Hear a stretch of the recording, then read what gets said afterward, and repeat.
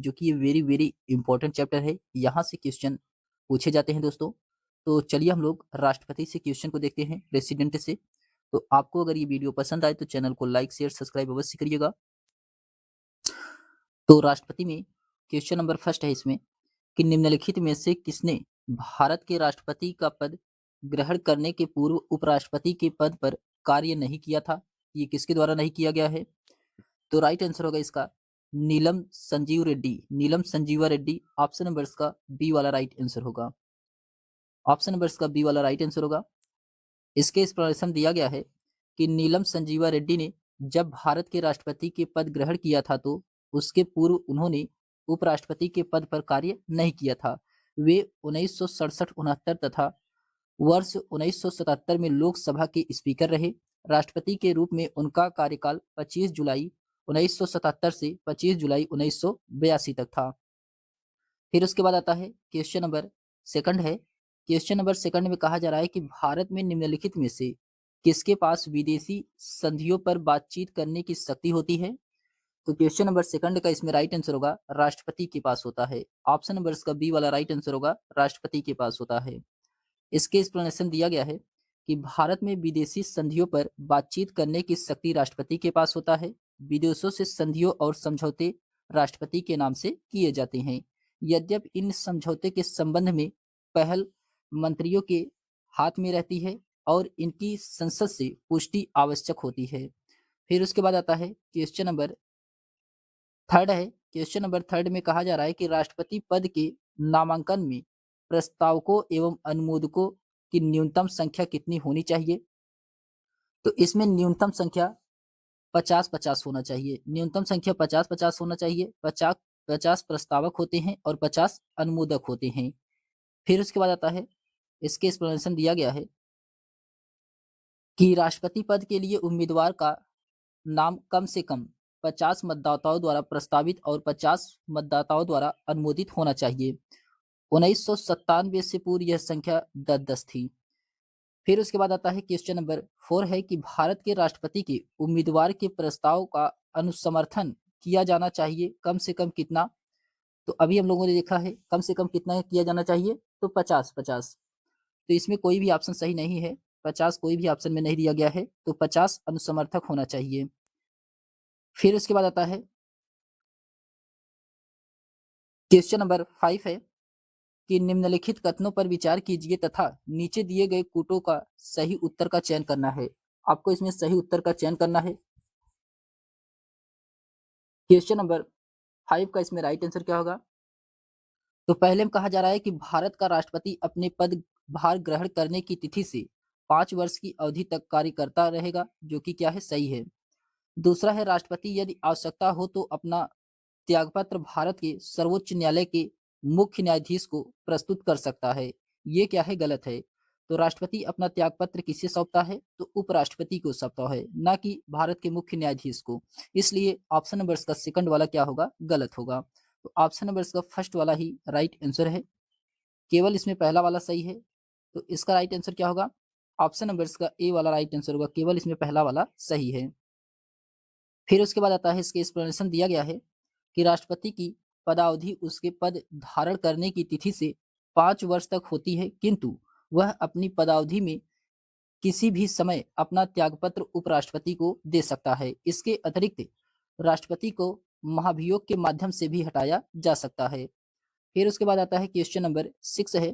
Question number 6 में कहा जा रहा है कि भारत के संविधान के अनुसार केंद्र की कार्यपालिका शक्ति निम्नलिखित में से निहित होती है। तो केंद्र की जो कार्यपालिका शक्ति होती है ये किसमें निहित होती है? तो राष्ट्रपति में निहित होती है और प्रधानमंत्री में निहित होती है। दोनों में, राष्ट्रपति प्रधानमंत्री दोनों में निहित होती है केंद्र की कार्यपालिका शक्ति। तो इसका राइट आंसर होगा ऑप्शन नंबर इसका सी वाला राइट आंसर होगा। पहला दूसरा दोनों इसमें क्या है, सही है। इसके एक्सप्लेनेशन दिया गया कि भारतीय संविधान के अनुच्छेद 53(1) के अनुसार केंद्र की कार्यपालिका शक्ति राष्ट्रपति में निहित होगी और वह इसका प्रयोग संविधान के अनुसार स्वयं या अपने अधीनस्थ अधिकारियों के द्वारा करेगा। भारत में संसदीय व्यवस्था को अपनाया गया है, अतः राष्ट्रपति नाम मात्र की कार्यपालिका होता है तथा प्रधानमंत्री और उसका मंत्रिमंडल वास्तविक कार्यपालिका होता है। ये जो कि वेरी वेरी इंपॉर्टेंट क्वेश्चन है। तो नाम मात्र के कार्यपालिका कौन होते हैं? राष्ट्रपति होते हैं। अगर आपसे पूछा जाए कि वास्तविक कार्यपालिका कौन होता है, तो प्रधानमंत्री और उसका मंत्रिमंडल, ये जो कि वास्तविक कार्यपालिका होते हैं। फिर उसके बाद भारतीय संविधान के भाग 5 के अनुच्छेद 52 से 78 तक संघ की कार्यपालिका का वर्णन किया गया है। तो अनुच्छेद 52 से 78 तक इस भाग में किया गया है, तो ये भाग 5 में किया गया है। फिर क्वेश्चन नंबर 7 है कि भारत के राष्ट्रपति के विशेष अभिभाषण के संदर्भ में निम्नलिखित में से कौन से कथन सही है? क्वेश्चन नंबर 7 का इसमें राइट आंसर क्या होगा? तो पहला है कि राष्ट्रपति लोकसभा के साधारण निर्वाचन के पश्चात प्रथम सत्र और प्रत्येक वर्ष के प्रथम सत्र के आरंभ में संसद के दोनों सदनों की संयुक्त बैठक को संबोधित करता है, जो कि सही है। पहला वाला कथन सही है। दूसरे में कहा जा रहा है कि राष्ट्रपति अपने अभिभाषण में संसद को उसके आह्वान के कारणों के विषय में में सूचित करता है। तो राष्ट्रपति अपने अभिभाषण में संसद को उसके आह्वान के कारणों के विषय में सूचित करता है। तो ये भी इसमें क्या है? सही है। इसमें दोनों कथन सही है, पहला दूसरा दोनों इसमें कथन सही है, तो इसलिए इसका राइट आंसर होगा ऑप्शन नंबर सी वाला राइट आंसर होगा। पहला दूसरा दोनों इसमें कथन सही है। इसके एक्सप्लेनेशन दिया गया कि भारतीय संविधान के अनुच्छेद 87 में उल्लिखित है कि राष्ट्रपति लोकसभा के साधारण निर्वाचन के पश्चात प्रथम सत्र और प्रत्येक वर्ष के प्रथम सत्र के आरंभ में संसद के दोनों सदनों की संयुक्त बैठक को संबोधित करता है। फिर उसके बाद आता है क्वेश्चन नंबर, अच्छा इसके एक्सप्लेनेशन और दिया गया है कि राष्ट्रपति अपने अभिभाषण में संसद को उसके आह्वान के कारणों से विषय में सूचित करता है। फिर उसके बाद आता है क्वेश्चन नंबर 8 है। क्वेश्चन नंबर 8 में कहा जा रहा है कि निम्नलिखित भारतीय संविधान के अनुच्छेदों में से किस एक के अंतर्गत राष्ट्रपति मंत्रिपरिषद की सलाह से कार्य करने के लिए बाध्य है? क्वेश्चन नंबर 8 का इसमें राइट आंसर क्या होगा? तो ये 74 ए के अनुच्छेद 74 फर्स्ट में कहा गया है। ऑप्शन नंबर का फर्स्ट वाला राइट आंसर होगा। इसके एक्सप्लेनेशन दिया गया है कि भारतीय संविधान के अनुच्छेद 74 फर्स्ट में राष्ट्रपति को इस बात का सीमित अधिकार प्रदान करता है कि वह मंत्रिपरिषद द्वारा दी गई सलाह को सामान्य तौर से माने या अन्यथा उसको मंत्रिपरिषद के पुनर्विचार के लिए लौटा दे, किंतु ऐसे पुनर्विचार के पश्चात यदि मंत्रिपरिषद के द्वारा उसे सलाह दी जाती है तो राष्ट्रपति उसे मानने के लिए बाध्य होता है। फिर उसके बाद आता है क्वेश्चन नंबर 9 है। क्वेश्चन नंबर 9 में कहा जा रहा है कि भारत के राष्ट्रपति के चुनाव से संबंधित विवादों का निर्णय कौन करता है?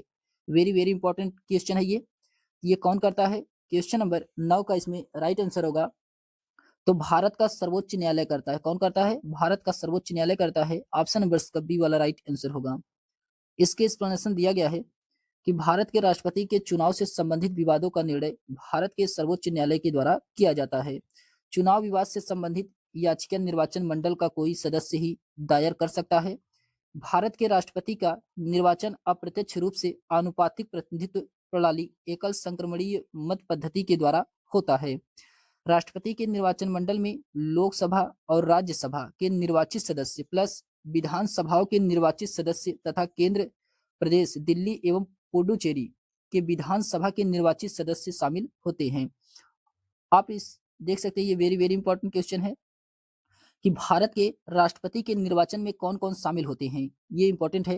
भारत के निर्वाचन के राष्ट्रपति में कौन कौन शामिल होते हैं? तो इसमें निर्वाचन मंडल में लोकसभा और राज्यसभा के निर्वाचित सदस्य शामिल होते हैं, विधानसभाओं के निर्वाचित सदस्य शामिल होते हैं, केंद्र शासित प्रदेश दिल्ली एवं पुडुचेरी के विधानसभाओं के निर्वाचित सदस्य शामिल होते हैं। इसमें केवल निर्वाचित सदस्य ही शामिल होते हैं, मनोनीत सदस्य नहीं शामिल होते हैं। अनुच्छेद 54 में राष्ट्रपति के निर्वाचन की प्रक्रिया दी गई है, तो निर्वाचन की प्रक्रिया अनुच्छेद 54 में दिया गया है। फिर उसके बाद आता है क्वेश्चन नंबर 10 है कि राष्ट्रपति के निर्वाचन मंडल के सदस्य होते हैं। तो राष्ट्रपति के निर्वाचन मंडल के कौन कौन सदस्य होते हैं? क्वेश्चन नंबर 10 में इसमें दिया गया है कि संसद के दोनों सदनों के निर्वाचित सदस्य, जो कि सही है, अभी हम लोगों ने देखा है। फिर उसके बाद राज्य विधान मंडलों के दोनों सदनों के निर्वाचित सदस्य, तो इसमें राज्य विधान मंडलों के दोनों सदनों के निर्वाचित सदस्य ये जो कि इसमें क्या होते हैं? शामिल नहीं होते, विधानमंडल इसमें शामिल नहीं होता है। सभी विधानसभाओं के निर्वाचित सदस्य ये इसमें शामिल होते हैं, सभी विधानसभाओं के निर्वाचित सदस्य शामिल होते हैं, लेकिन राज्य के विधानमंडलों के सदस्य इसमें शामिल नहीं होते हैं। फिर उसके बाद दिल्ली एवं पुडुचेरी विधानसभाओं के निर्वाचित सदस्य ये भी इसमें शामिल होते हैं। तो पहला, तीसरा, चौथा इसका सही है। पहला, तीसरा, चौथा सही है, जबकि इसमें दूसरा वाला क्या था? गलत था। तो ऑप्शन नंबर इसका डी वाला राइट आंसर होगा। पहला, तीसरा, चौथा इसका क्या है? सही है। फिर उसके बाद आता है क्वेश्चन नंबर क्वेश्चन नंबर 11 है। क्वेश्चन नंबर 11 में कहा जा रहा है कि निम्नलिखित में से कौन भारत के राष्ट्रपति के चुनाव में मतदान का अधिकार नहीं रखता है? तो राष्ट्रपति के चुनाव में मतदान का अधिकार किसके पास नहीं होता है? क्वेश्चन नंबर 11 का इसमें राइट आंसर होगा कि राज्यसभा में राष्ट्रपति द्वारा नामित व्यक्ति यानी कि मनोनीत व्यक्ति राज्यसभा में जो किए जाते हैं वो राष्ट्रपति के चुनाव में भाग नहीं लेते हैं। ऑप्शन नंबर का सी वाला राइट आंसर होगा। ऑप्शन नंबर का सी वाला राइट आंसर होगा। फिर उसके बाद आता है क्वेश्चन नंबर 12 है कि भारत के राष्ट्रपति के चुनाव किया जाता है। तो भारत के राष्ट्रपति के चुनाव किसके द्वारा किया जाता है? तो एक निर्वाचक मंडल के द्वारा, जिसमें संसद के निर्वाचित सदस्य और राज्य विधानसभाओं के निर्वाचित सदस्य शामिल होते हैं। ऑप्शन नंबर इसका डी वाला राइट आंसर होगा। फिर उसके बाद आता है क्वेश्चन नंबर 13 है कि निम्नलिखित में से कौन राष्ट्रपति के निर्वाचन हेतु निर्वाचक गण के सदस्य होते हैं? आप देख सकते हैं निर्वाचन से कितना इंपॉर्टेंट क्वेश्चन है ये, कितनी बार ये क्वेश्चन अलग अलग एग्जामों में पूछा गया है। इसमें कौन कौन शामिल होते हैं क्वेश्चन नंबर 13 में? तो इसमें संसद के दोनों सदनों के सभी सदस्य, संसद के दोनों सदनों के सभी सदस्य इसमें दिया गया है, जो कि ये गलत है, सभी सदस्य शामिल नहीं होते हैं। सभी सदस्य में निर्वाचित और मनोनीत दोनों आ जाते हैं, इसलिए इसमें पहला वाला गलत है। दूसरे में कहा जा रहा है कि राज्य विधानसभाओं के सभी निर्वाचित सदस्य, ये जो कि सही है, राज्य विधानसभाओं के सभी निर्वाचित सदस्य शामिल होते हैं। तीसरे में कहा जा रहा है कि संघ राज्य क्षेत्रों की विधानसभाओं के सभी निर्वाचित सदस्य, तो ये भी इसमें क्या है? सही है, ये भी इसमें सही है। संघ राज्य क्षेत्रों के विधानसभाओं यानी कि जहां पे केंद्र शासित प्रदेश में विधानसभा होगी, वहां के जो निर्वाचित सदस्य होंगे वो राष्ट्रपति के निर्वाचन में भाग ले सकते हैं। फिर उसके बाद आता है चौथे में कि सभी राज्यपाल तथा उपराज्यपाल, ये जो कि गलत है, राज्यपाल भी नहीं लेते हैं निर्वाचन में भाग। तो इसमें दूसरा और तीसरा सही है, दूसरा तीसरा सही है, तो ऑप्शन नंबर इसका बी वाला राइट आंसर होगा। केवल दूसरा और तीसरा इसमें क्या है? सही है। फिर उसके बाद आता है क्वेश्चन नंबर 14 है कि कथन ए और कारण आर दिया गया है, आपको इसमें पढ़ करके सही उत्तर का चयन करना है। क्वेश्चन नंबर 14 में तो इसमें दिया गया है कि भारत का राष्ट्रपति अप्रत्यक्ष निर्वाचन से चुना जाता है, सही है। अप्रत्यक्ष निर्वाचन से भारत के राष्ट्रपति का चुनाव होता है, सही है। एक निर्वाचन मंडल की व्यवस्था है जो संसद के दोनों सदनों और राज्य की विधानसभाओं के निर्वाचित सदस्यों को मिल करके बनता है, तो ये भी सही है। कथन कारण दोनों सही है और सही इसका एक्सप्लेनेशन भी कर रहा है। कथन और कारण दोनों सही है और सही इसका एक्सप्लेनेशन भी कर रहा है, तो इसलिए इसका राइट आंसर होगा ऑप्शन नंबर इसका सी वाला राइट आंसर होगा। ए और आर दोनों सही है, ए की सही व्याख्या आर कर रहा है। फिर उसके बाद आता है क्वेश्चन नंबर 15 है। क्वेश्चन नंबर 15 में कहा जा रहा है कि निम्नलिखित में से कौन भारत के राष्ट्रपति के निर्वाचन हेतु निर्वाचक गण में शामिल नहीं होते हैं? कौन निर्वाचक गण में शामिल नहीं होते हैं? क्वेश्चन नंबर 15 का इसमें राइट आंसर क्या होगा? तो इसमें राज्यों की विधान परिषदों के निर्वाचित सदस्य, राज्यों की विधान परिषद परिषद यहाँ पे दिया गया है, ये इसमें शामिल नहीं होते हैं। भारत के राष्ट्रपति के निर्वाचन में विधान परिषद के लोग शामिल नहीं होते हैं, जबकि लोकसभा के निर्वाचित सदस्य शामिल होते हैं, राज्यसभा के निर्वाचित सदस्य शामिल होते हैं, राज्यों की विधानसभाओं के निर्वाचित सदस्य शामिल होते हैं, राज्यों की विधान परिषदों के निर्वाचित सदस्य इसमें शामिल नहीं होते हैं। तो ऑप्शन नंबर इसका डी वाला राइट आंसर होगा। फिर उसके बाद आता है क्वेश्चन नंबर 16 है कि भारत के राष्ट्रपति के निर्वाचन के लिए निर्वाचन मंडल शामिल होते हैं, तो कौन इसमें शामिल होता है? क्वेश्चन नंबर 16 का इसमें राइट आंसर क्या होगा? तो संसद के दोनों सदनों के निर्वाचित सदस्य, जो कि सही है, जहां पे निर्वाचन आए वो शामिल होते हैं। दूसरे में कहा जा रहा है कि राज्यों की विधानसभाओं के निर्वाचित सदस्य, ये भी सही है, ये भी इसमें शामिल होते हैं। तीसरे में कहा जा रहा है कि दिल्ली और पौंडुचेरी संघीय क्षेत्रों की विधानसभाओं के निर्वाचित सदस्य, ये भी इसमें शामिल होते हैं। चौथे में कहा जा रहा है कि राज्य की विधान परिषद, परिषद इसमें शामिल नहीं होते हैं, परिषद इसमें शामिल नहीं होता है, तो ये चौथा वाला इसका जो कि गलत है। तो पहला दूसरा तीसरा इसका सही है, पहला दूसरा तीसरा इसका सही है, तो ऑप्शन नंबर इसका बी वाला राइट आंसर होगा। पहला दूसरा तीसरा इसके क्या है? सही है। फिर उसके बाद आता है क्वेश्चन नंबर 17 है। 17 में कहा जा रहा है कि भारतीय संविधान के अनुच्छेद 359 के अंतर्गत मूल अधिकारों के प्रवर्तन के लिए न्यायालय को समावेदन करने के अधिकारों को निलंबित करने की शक्ति निम्नलिखित में से किस निहित होती है? तो किसमें निहित होता है? क्वेश्चन नंबर 17 का इसमें राइट आंसर होगा राष्ट्रपति में निहित होता है। किसमें? राष्ट्रपति में निहित होता है। ऑप्शन नंबर इसका सी वाला राइट आंसर होगा। इसके एक्सप्लेनेशन दिया गया है कि भारतीय संविधान के अनुच्छेद 359 के अंतर्गत मूल अधिकारों के प्रवर्तन के लिए न्यायालय को समवेदन करने के अधिकारों को निलंबित करने की शक्ति भारत के राष्ट्रपति में निहित होता है, परंतु भारतीय संविधान के तहत प्रदत्त मौलिक अधिकारों में अनुच्छेद 20 और अनुच्छेद 21 को समाप्त नहीं किया जा सकता है। ये दो ऐसे अनुच्छेद हैं जो मौलिक अधिकार के हैं, इसको समाप्त नहीं किया जा सकता है। कौन कौन से? अनुच्छेद 20 और अनुच्छेद 21। फिर उसके बाद आता है क्वेश्चन नंबर 18 है कि नीचे दो वक्तव्य दिए गए हैं जिसमें कथन ए और दूसरा कारण आर है। आपको पढ़ करके इसमें सही उत्तर का चयन करना है। क्वेश्चन नंबर 18 में इसमें पढ़ करके सही उत्तर का चयन करना है। तो पहला कथन में कहा जा रहा है कि भारत के राष्ट्रपति अप्रत्यक्ष रूप से चुने जाते हैं। तो भारत के राष्ट्रपति अप्रत्यक्ष रूप से चुने जाते हैं, जो कि सही है। कारण आर में कहा जा रहा है कि सरकार के संसदीय स्वरूप में राजाध्यक्ष केवल नाम मात्र के अध्यक्ष होते हैं, ये भी सही है। तो सरकार के संसदीय स्वरूप में राजाध्यक्ष केवल नाम मात्र के अध्यक्ष होते हैं, तो ये भी सही है। इसमें कथन और कारण दोनों सही है और इसका सही एक्सप्लेनेशन भी कर रहा है। दोनों सही है और इसका सही एक्सप्लेनेशन भी कर रहा है, तो इसलिए इसका राइट आंसर होगा ऑप्शन नंबर इसका फर्स्ट वाला राइट आंसर होगा। फिर उसके बाद आता है क्वेश्चन नंबर, अच्छा, इसके एक्सप्लेनेशन दिया गया है कि भारत ने स्वतंत्रता के बाद सरकार के संसदीय स्वरूप को अपनाया, जिसमें राजा अध्यक्ष केवल नाम मात्र का अध्यक्ष होता है तथा वास्तविक शक्ति मंत्रिपरिषद में निहित होती है। इसीलिए भारत के राष्ट्रपति का चुनाव अप्रत्यक्ष रूप से आनुपातिक प्रतिनिधित्व पद्धति के अनुसार एकल संक्रमणीय मत प्रणाली के द्वारा संपन्न किया जाता है। फिर उसके बाद आता है क्वेश्चन नंबर 19 है कि नीचे दो कोड दिए गए हैं, कथन ए और कारण आर। आपको पढ़ करके इसमें सही उत्तर का चयन करना है। क्वेश्चन नंबर 19 में तो इसमें कहा जा रहा है कि भारत का राष्ट्रपति सीधे नहीं चुना जाता है, जो कि सही है। भारत के राष्ट्रपति का निर्वाचन अप्रत्यक्ष रूप से होता है। संविधान निर्माता संसदीय शासन व्यवस्था की स्थापना करना चाहते थे, तो ये भी सही है। दोनों इसमें सही है और इसका सही एक्सप्लेनेशन भी कर रहा है। दोनों सही है और सही इसका एक्सप्लेनेशन भी है, तो इसलिए इसका राइट आंसर होगा ऑप्शन नंबर इसका फर्स्ट वाला राइट आंसर होगा। ए और आर दोनों सही है, आर ए का सही व्याख्या कर रहा है। फिर उसके बाद आता है, इसके एक्सप्लेनेशन दिया गया है कि भारत में राष्ट्रपति का चुनाव अप्रत्यक्ष रूप से होता है। अनुच्छेद 54 राष्ट्रपति के चुनाव में संसद के दोनों सदनों के निर्वाचित सदस्य तथा राज्य विधानसभाओं के निर्वाचित सदस्य भाग लेते हैं। संविधान निर्माताओं ने संसदीय व्यवस्था की स्थापना निम्नलिखित कारणों में से की है। इसमें व्यवस्था से निकटता, उत्तरदायित्व को अधिक वरीयता, विधायिका एवं कार्यपालिका के टकराव को रोकने की आवश्यकता, भारतीय समाज की प्रकृति, अतः कथन और कारण दोनों इसमें क्या था? सही था और इसका सही एक्सप्लेनेशन भी कर रहा था। फिर इसके बाद क्वेश्चन नंबर 20 है कि भारत के राष्ट्रपति संसद का अभिन्न अंग है, क्योंकि क्वेश्चन नंबर 20 का इसमें राइट आंसर क्या होगा?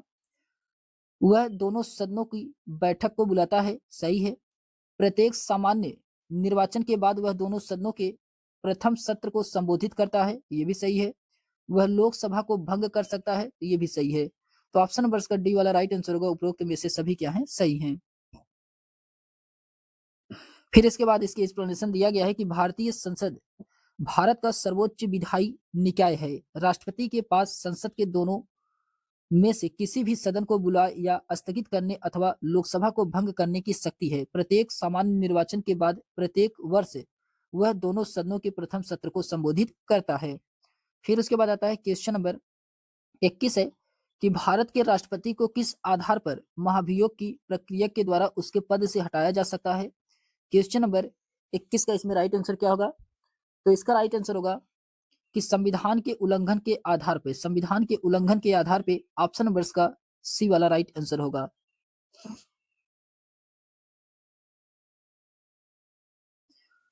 फिर उसके बाद आता है, इसके एक्सप्लेनेशन दिया गया है कि भारतीय संविधान के अनुच्छेद 61 के तहत राष्ट्रपति पर महाभियोग चलाया जा सकता है।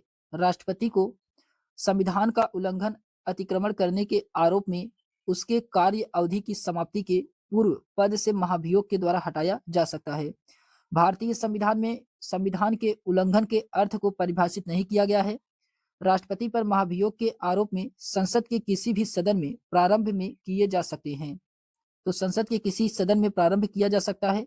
इन आरोपों पर संसद के 1/4 सदस्यों यानी कि जिस सदन में आरोप लगाए गए हैं उसके हस्ताक्षर होने चाहिए और राष्ट्रपति को 14 दिन का लिखित नोटिस दिया जाता है। 14 दिन पहले महाभियोग का प्रस्ताव 2/3 बहुमत से पारित होने के बाद उसे दूसरे सदन में भेजा जाता है जिसे इन आरोपों की जांच करनी चाहिए और यदि जांच में आरोप को सही पाया जाता है तो इस प्रस्ताव को 2/3 बहुमत से पारित करता है। राष्ट्रपति को प्रस्ताव पारित होने की तिथि से उसके पद से हटाया जा सकता है।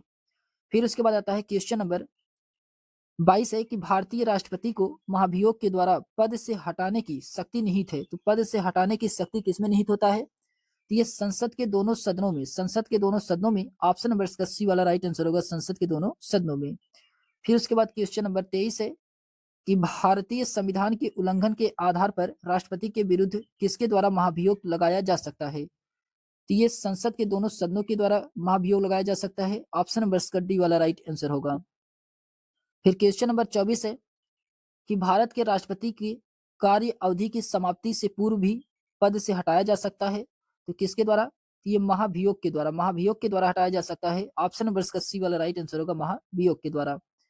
फिर उसके बाद क्वेश्चन नंबर 25 है कि भारत के राष्ट्रपति पर महाभियोग चलाने के लिए कम से कम कितने दिनों के पूर्व सूचना देना आवश्यक होता है? तो ये 14 दिन का देना आवश्यक होता है। 14 दिन पहले सूचना दिया जाता है। ऑप्शन नंबर इसका बी वाला राइट आंसर होगा।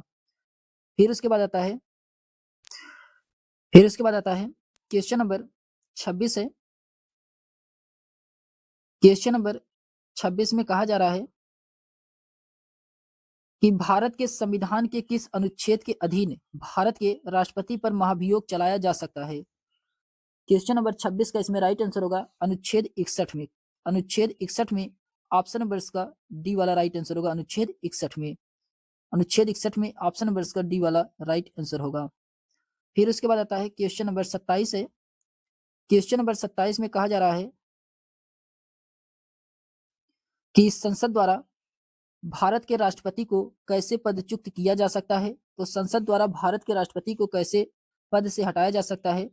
क्वेश्चन नंबर 27 का इसमें राइट आंसर होगा कि दोनों सदनों के कुल सदस्यों के 2/3 बहुमत के द्वारा। 2/3 बहुमत के द्वारा ऑप्शन नंबर इसका बी वाला राइट आंसर होगा। इसमें दोनों सदन शामिल होते हैं, लोकसभा और राज्यसभा।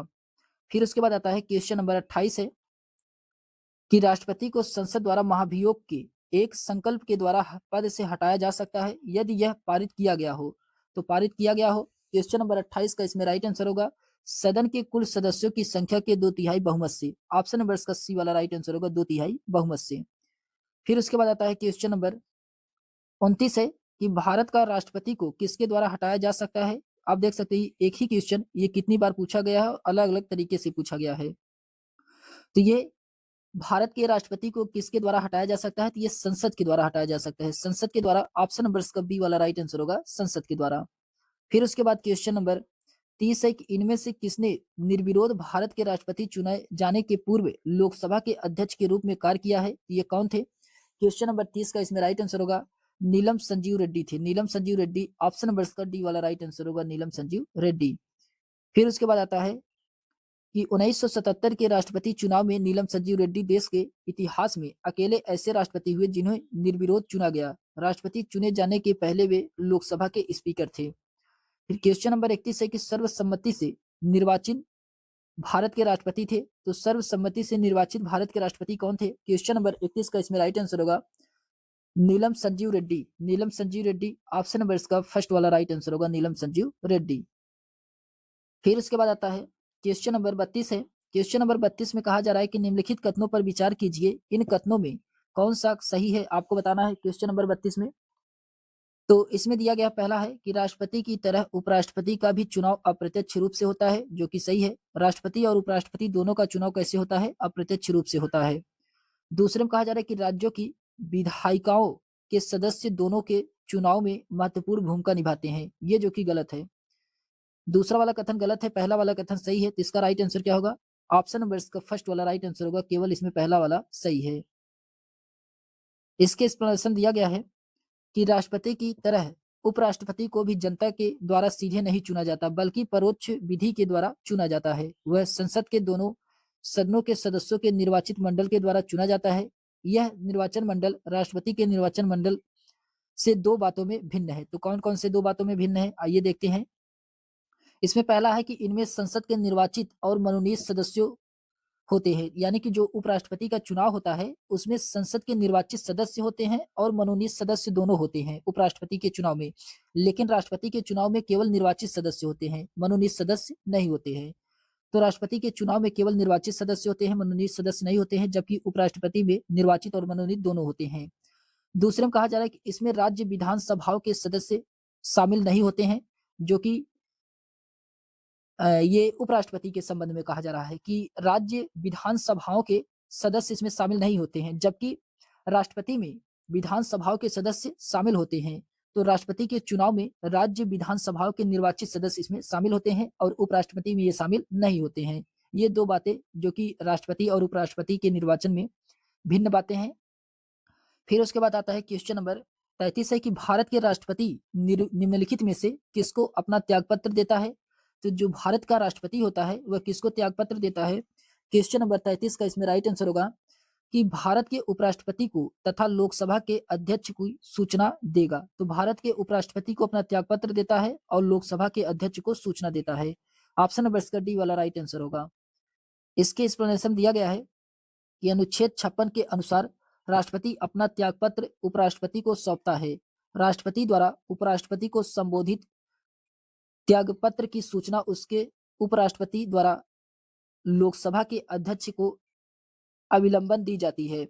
फिर उसके बाद आता है क्वेश्चन नंबर 34 है। क्वेश्चन नंबर 34 में कहा जा रहा है कि भारत के राष्ट्रपति को अनुच्छेद 143 के अंतर्गत परामर्श देने के लिए एक बेंच गठित करने के लिए सर्वोच्च न्यायालय के कितने न्यायाधीशों की आवश्यकता होती है।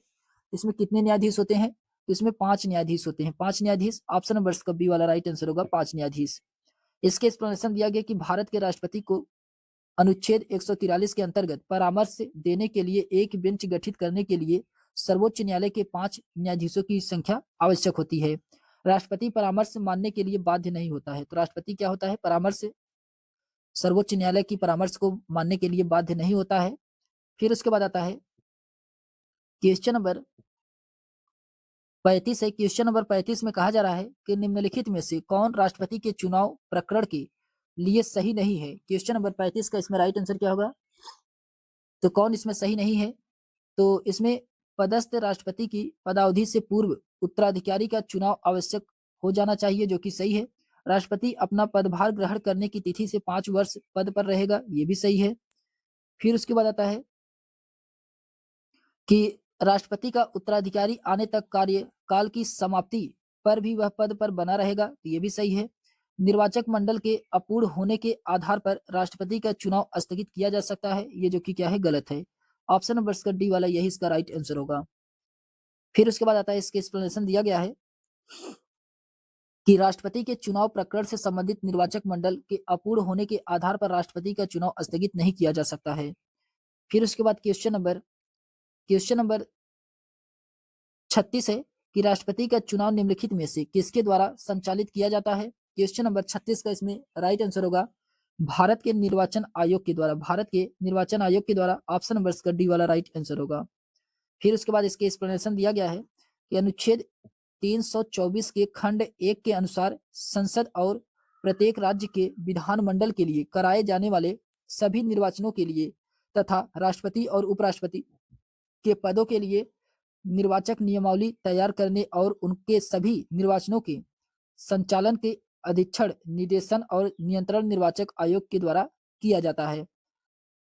फिर उसके बाद क्वेश्चन नंबर 37 है कि भारतीय राष्ट्रपति के विषय में निम्नलिखित कथनों पर विचार कीजिए। क्वेश्चन नंबर 37 का इसमें राइट आंसर क्या होगा, इसमें कौन सा कथन सही है। पहला है कि उसे भारत का जन्मा नागरिक होना चाहिए। पहला वाला क्या है कि उसे भारत का जन्मा नागरिक होना चाहिए, जो कि गलत है। उसे 35 वर्ष की उम्र पूरी कर लेनी चाहिए, ये सही है। उसे संसद का सदस्य निर्वाचित होने की योग्यता रखनी चाहिए, तो ये इसमें क्या है, गलत है। तो इसमें केवल दूसरा वाला ही सही है, केवल दूसरा वाला ही सही है। तो इसलिए इसका राइट आंसर होगा ऑप्शन नंबर इसका बी वाला राइट आंसर होगा, इसमें दूसरा वाला सही है। आइए देखते हैं, इसके एक्सप्लेनेशन दिया गया है कि भारतीय संविधान के अनुच्छेद 58 में राष्ट्रपति के पद के निर्वाचित होने के लिए निम्नलिखित योग्यताएं बताई गई हैं।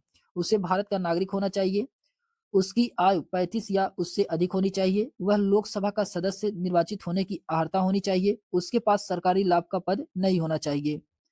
फिर उसके बाद आता है दिया गया इसमें कि उसे संसद या विधानमंडल के किसी सदन का सदस्य नहीं होना चाहिए। यदि संसद या विधानमंडल का कोई सदस्य राष्ट्रपति के पद के लिए चुना जाए तो उसका संसद या विधानमंडल में जो स्थान है वह उसी दिन रिक्त समझा जाएगा जब वह राष्ट्रपति के पद की शपथ लेकर अपना पद ग्रहण करता है। फिर उसके बाद आता है क्वेश्चन नंबर 38 है कि राष्ट्रपति पद के लिए न्यूनतम आयु कितनी होनी चाहिए? तो 35 वर्ष होनी चाहिए राष्ट्रपति पद के लिए। ऑप्शन नंबर इसका बी वाला राइट आंसर होगा। फिर उसके बाद आता है क्वेश्चन नंबर 39 है कि एक संसद अथवा विधानसभा का सदस्य राष्ट्रपति निर्वाचित हो सकता है परंतु परंतु निर्वाचित होने के तुरंत उपरांत अपनी सदस्यता छोड़नी होगी। ऑप्शन नंबर इसका सी वाला राइट आंसर होगा। फिर उसके बाद आता है क्वेश्चन नंबर 40 है कि राष्ट्रपति के कार्यकाल का प्रारंभ माना जाता है तो शपथ ग्रहण के दिन से। शपथ ग्रहण के दिन से। ऑप्शन नंबर इसका सी वाला राइट आंसर होगा। फिर उसके बाद आता है क्वेश्चन नंबर इसके एक्सप्लेनेशन दिया गया है कि संविधान के अनुच्छेद 56 में राष्ट्रपति की पदावधि की चर्चा की गई है जिसके अनुसार राष्ट्रपति अपने पद ग्रहण की तारीख से 5 वर्ष की अवधि तक पद धारण करता है। फिर उसके बाद आता है क्वेश्चन नंबर 41 है। क्वेश्चन नंबर 41 में कहा जा रहा है कि भारत के राष्ट्रपति की अनुपस्थिति में यदि उपराष्ट्रपति उपलब्ध नहीं है तो राष्ट्रपति की तरह निम्नलिखित में से कौन कार्य कर सकता है? तो क्वेश्चन नंबर 41 का इसमें राइट आंसर क्या होगा? तो इसमें कार्य कर सकते हैं भारत के प्रधान न्यायाधीश। भारत के प्रधान न्यायाधीश। ऑप्शन नंबर इसका ए वाला राइट आंसर होगा। राष्ट्रपति और उपराष्ट्रपति दोनों अगर उपलब्ध नहीं है तो भारत के प्रधान न्यायाधीश उपराष्ट्रपति बन सकते हैं। इसके एक्सप्लेनेशन दिया गया है कि अनुच्छेद 65 के अनुसार यदि मृत्यु, त्यागपत्र अथवा हटाए जाने की स्थिति में राष्ट्रपति का पद रिक्त हो जाता है तो उसका कार्यभार उपराष्ट्रपति संभालेगा। यदि किन्हीं कारणों से उपराष्ट्रपति भी उपलब्ध नहीं है तो उच्चतम न्यायालय के मुख्य न्यायाधीश या उसके उपस्थित न रहने पर, यानी कि जब उच्चतम न्यायालय के मुख्य न्यायाधीश भी उपस्थित न हो तो उसी न्यायालय के जो वरिष्ठ न्यायाधीश होते हैं वे उस समय राष्ट्रपति के कृत्यों का संपादन करते हैं। फिर उसके बाद आता है क्वेश्चन नंबर 42 है कि राष्ट्रपति और उपराष्ट्रपति दोनों के पद एक साथ रिक्त होने पर भारत के नए राष्ट्रपति के निर्वाचन होने तक राष्ट्रपति के कृत्यों का निर्वहन कौन करता है? तो अभी हम लोगों ने देखा है कौन करता है? सर्वोच्च न्यायालय के मुख्य न्यायाधीश, यानी कि सर्वोच्च न्यायालय के मुख्य न्यायाधीश, सुप्रीम कोर्ट के मुख्य न्यायाधीश। तो ऑप्शन नंबर इसका सी वाला राइट आंसर होगा, भारत के मुख्य न्यायाधीश। फिर उसके बाद आता है क्वेश्चन नंबर 43 है कि राष्ट्रपति का रिक्त स्थान भर लिया जाना चाहिए। तो राष्ट्रपति का जो रिक्त स्थान होता है वह भर लिया जाना चाहिए तो कितने दिन में? क्वेश्चन नंबर 43 का इसमें राइट आंसर होगा ये 6 माह के भीतर, 6 माह तक। ऑप्शन नंबर इसका बी वाला राइट आंसर होगा, 6 माह। फिर उसके बाद इसके एक्सप्लेनेशन दिया गया है कि अनुच्छेद 62 सेकंड के तहत राष्ट्रपति की मृत्यु, पद त्याग या पद से हटाए जाने के कारण अन्य कारणों से उसे पद रिक्त को भरने के लिए निर्वाचन रिक्त होने की तारीख से पश्चात यथाशीघ्र प्रत्येक दशा में 6 माह बीतने से पहले किया जाएगा। रिक्त को भरने के लिए निर्वाचक व्यक्ति अनुच्छेद 56 के उपबंधों के अधीन रहते हुए अपने पद ग्रहण की तारीख से 5 वर्ष की पूरी अवधि तक पद धारण करने का हकदार होता है। फिर उसके बाद आता है क्वेश्चन नंबर 44 है कि नीचे दो वक्तव्य दिए गए हैं, एक कथन और दूसरा कारण आर आपको पढ़ करके इसमें सही उत्तर का चयन करना है। क्वेश्चन नंबर 44 में तो इसमें दिया गया है, पहला है कि राष्ट्रपति और राज्यपालों पर उसके किसी भी कार्य के लिए न्यायालय में मुकदमा नहीं चलाया जा सकता है, जो कि सही है।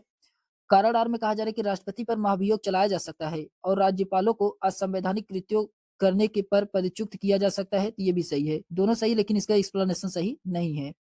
दोनों सही है लेकिन इसका एक्सप्लेनेशन सही नहीं है। ऑप्शन नंबर इसका बी वाला राइट आंसर होगा। फिर उसके बाद आता है इसके एक्सप्लेनेशन दिया गया है कि संविधान के अनुच्छेद 361 के अनुसार राष्ट्रपति और राज्यपाल पर उनके कार्यों के दौरान कार्यवाही नहीं की जा सकती। राष्ट्रपति को संविधान के उल्लंघन के आधार पर महाभियोग चलाया जा सकता है और राज्यपालों को असंवैधानिक कृत्यों करने पर पदच्युत यानी कि हटाया जा सकता है। फिर उसके बाद क्वेश्चन नंबर 45 है कि संसद में भारतीय राष्ट्रपति पर महाभियोग एक क्या है? एक यह अर्ध न्यायिक प्रक्रिया है, अर्ध न्यायिक प्रक्रिया है। ऑप्शन नंबर इसका बी वाला राइट आंसर होगा। फिर उसके बाद आता है, इसके एक्सप्लेनेशन में दिया गया है,